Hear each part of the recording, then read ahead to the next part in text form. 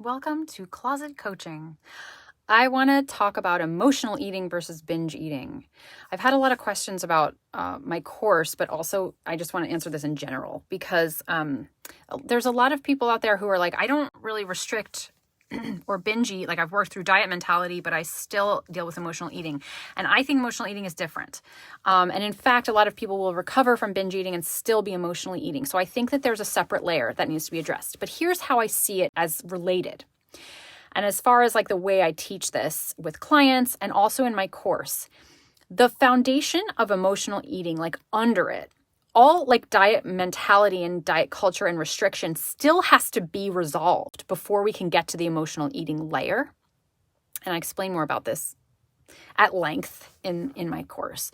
But that piece is still worthy of looking at and being cleared out, and not just physical restriction, but mental restriction, which is usually the big culprit for most people. That's like tier one. And then you can then the emotional piece starts to get addressed, of like learning how to not use food so heavily when we're trying to process emotions and being able to feel, being able to recognize what we're feeling. Like that's a whole process of that we usually need a lot of support around. But the way that you can act on them together, and the way for anyone who is asking about like how my course runs, there's still to address the foundations of of eating regularly without food guilt in a rhythmic way that tells your body that you're getting fed and you're getting your needs met physically is still the prerequisite to getting your emotional, like being able to regulate your emotions. So the tactics we use to get through, to recover from binge eating, not tactics, the strategy, we use to recover from binge eating is still applicable to recovering from emotional eating. It's just that usually it takes a lot longer, for binge eating recovery to happen.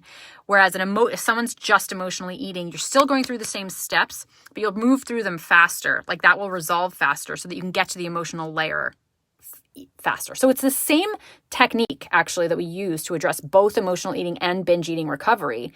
But it's the speed at which you probably move through it is going to be faster if you're already pretty much through diet mentality and diet culture, which most people aren't. So there's still work to do there anyway. But anyway, I hope that makes sense to you. And if you have any other questions, please ask, because I know this is a very, very big topic. And I do believe there's a difference between restriction, physical and mental, and emotional, but they do interlap, and you can still treat the things the same. It's just there's some slight differences in the speed of it and the intensity of what the focus is. But still same stuff, same material, with some added layers for emotional eating. But anyway, okay, bye.